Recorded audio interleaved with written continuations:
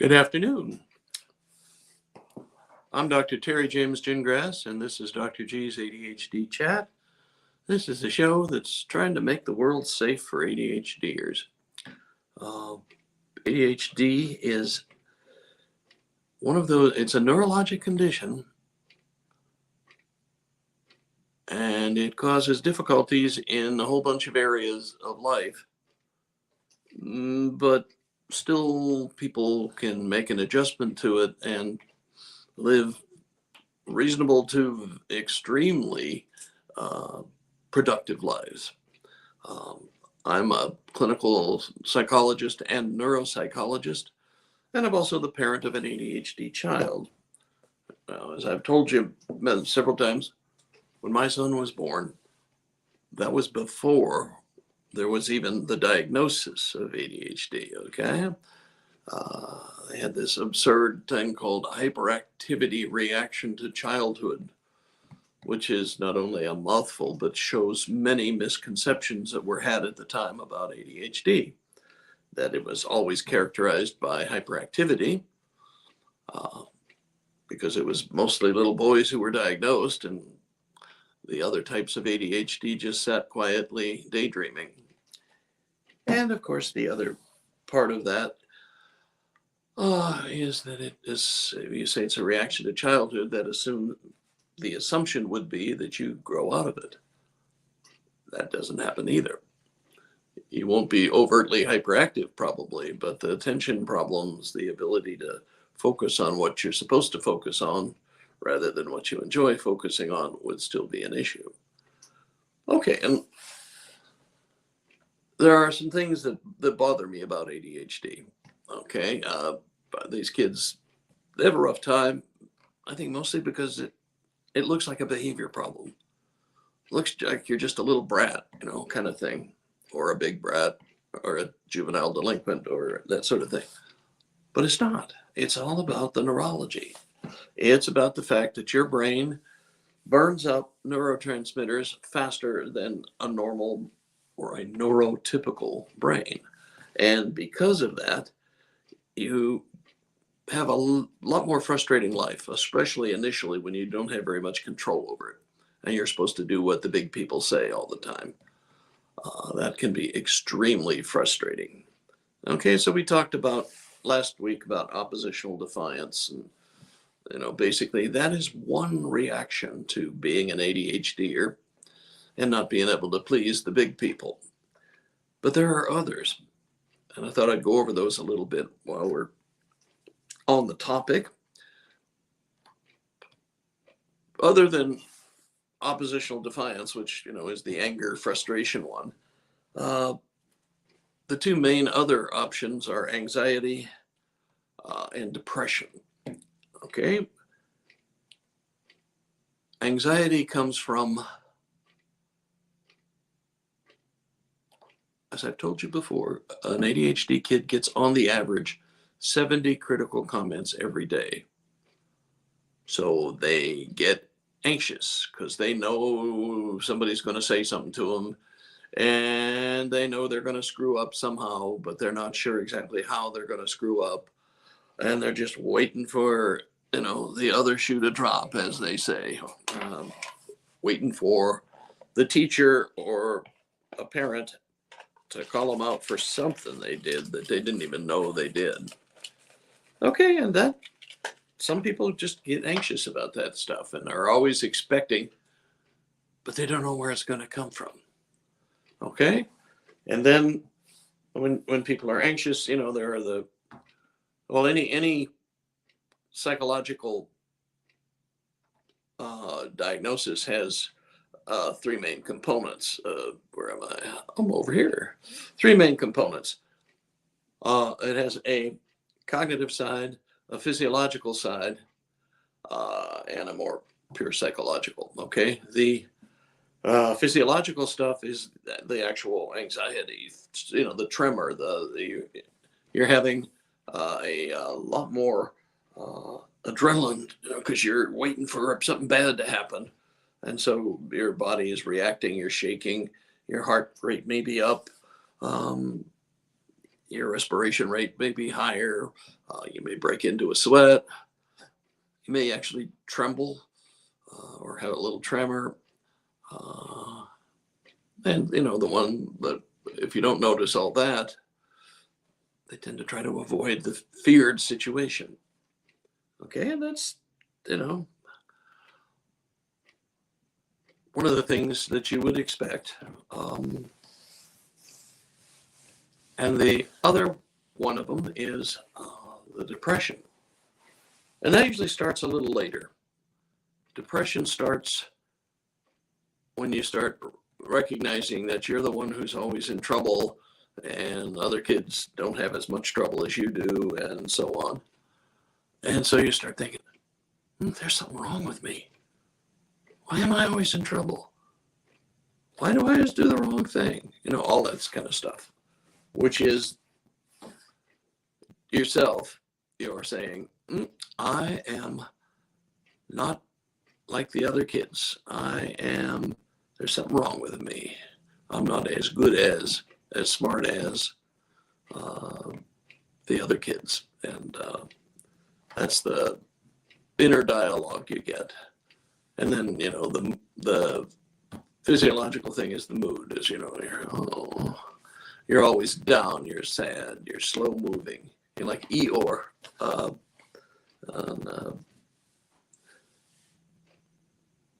Winnie the Pooh.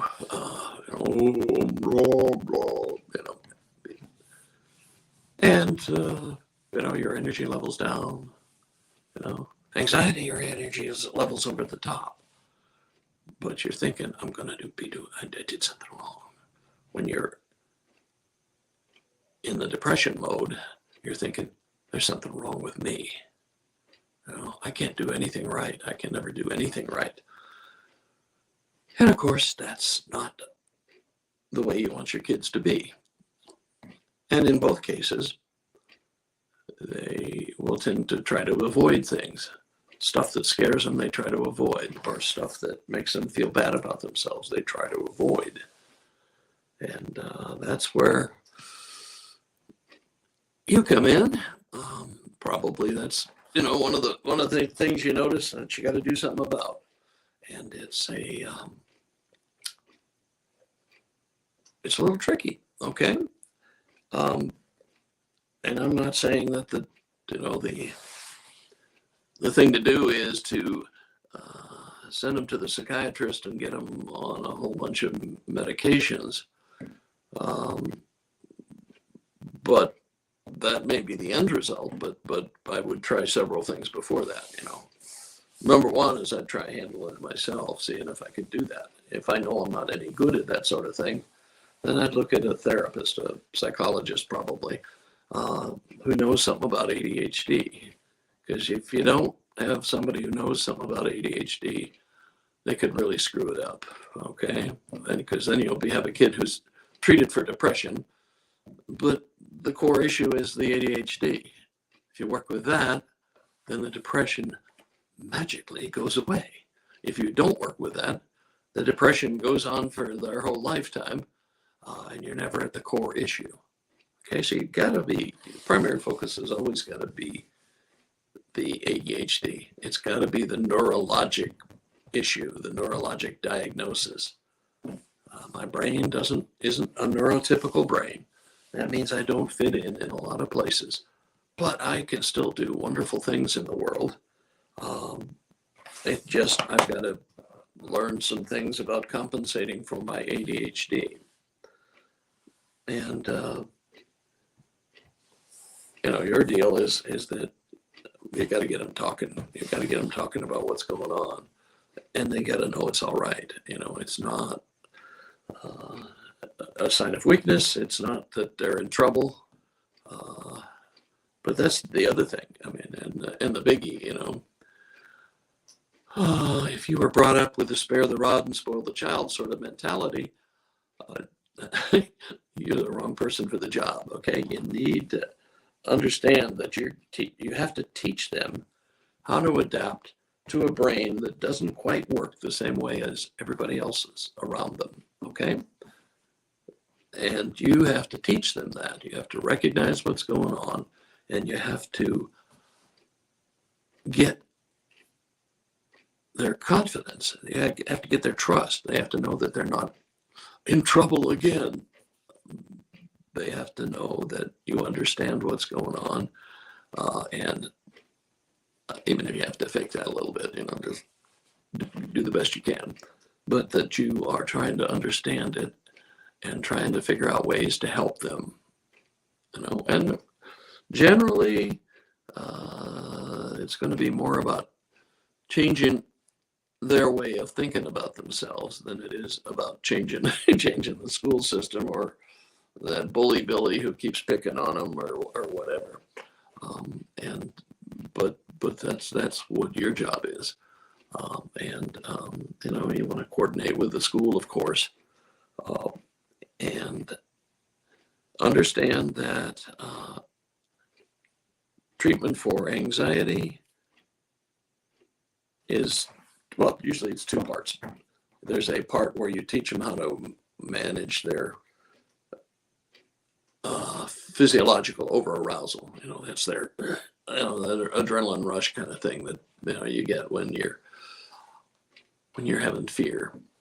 And that's a variety of different relaxation, meditation, call it what you want to, techniques. But basically, every society, every culture on the planet has a different set of techniques for calming down. Just getting your body to calm down. Transcendental meditation was one of the ones that popularized that. But that came at sometime in the 50s. Every psychology department in the United States started having their guest yogi. That's one of these guys who meditated almost constantly, but they had amazing abilities to control physiological processes. And there was a ton of research going on before the transcendental meditation thing took hold. And I'm not saying it's a bad program. It's not. It's just that it's kind of limited. It's good for people who can maintain the interest. It's boring as all get out for a lot of other people.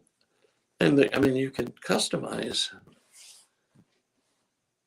the meditation techniques for your individual child, instead of just sitting there thinking some kind of a Sanskrit word to himself or herself with every exhalation. Start thinking about skateboarding or surfing or mountain biking or whatever that is they like to do, using that as a meditation technique. But anyway, that's controlling the physiology or trying to establish control of it. And then the other part of it is understanding the cognitive part of emotion, which is the part where you're making value judgments that usually aren't terribly realistic. They're somewhat exaggerated, and they cause exaggerated bad feelings. Anxiety is usually something on the order, I'm going to screw up. I know I'm going to screw up. I just don't know when. And I know Mrs. Whatever, or you're the teacher, or Dad is going to know that he's going to yell at me, and da da da. Okay, but what's the more realistic way of looking at that? And that's what you have to teach them. From looking at the video, if we had a video showing you doing whatever it is you're worried about doing, what would I say? And sometimes that helps them be a little more realistic, because usually things that make you feel bad a lot are exaggerations. I'm always screwing up. Well, no, sometimes you do really well. But being able to separate that out so your internal dialogue is more realistic. And with a depression, depression is when you down yourself. And surprisingly, actually, I'll tell you, exercise not only improves mood for depressed folks, it also reduces arousal for anxiety people and it enables ADHDers to concentrate. I mean, I've heard all sorts of different estimates, but something on the order of 45 minutes will, I would say, give you at least 4 hours of increased concentration. I've heard or seen written that it'll give you 8 hours of concentration. I think that's stretching it, but hey, if you get 8 hours, good, congratulations. But so exercise is important basically for regulating everything. You got attention problems, that'll help that. You've got anxiety problems, that'll help reduce that. You've got depression problems, that'll reduce the poor mood, the low mood. And so that's maybe one of the first things you want to do. And then the other part is that is the where you get to the cognitive stuff. That's where okay, we all are constantly thinking. We can't not think. We get into trouble when you start thinking, oh, I need to go to sleep, so I got to quit thinking. That's not going to happen. Your brain is not wired to quit. Okay, even when you're sleeping, it's doing stuff all the time. That's why some people have very vivid I'll say dreams. We won't get into the nightmare. That's a whole nother layer.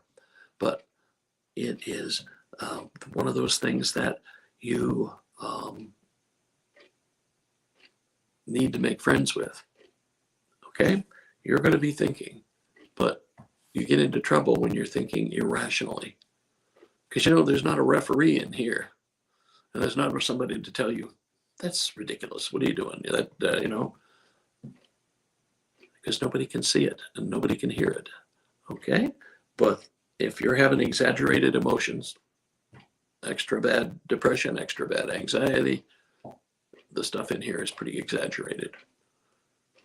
And, in depression, it's pretty clearly, something's, I'm not a good enough person. Okay. And so you need to get a hold of that with your child. And you need to, that's why following the Lesotho principle rules that I talk about all the time, 4 positive comments for every critical comment. And that's a minimum. Okay. You probably want more. I mean, you don't want to be, one of those people who wants to give consolation trophies for Little League, but you want to be realistic is probably the thing to look for, not whether you're positive or negative. You want to be realistic. There's nobody on the planet who doesn't have something that is admirable. I mean, there are a couple of politicians I would rule out of that, come to think of it, but in general, there's nobody who's completely bad. There's nobody who's completely worthless. There's nobody who's completely incompetent.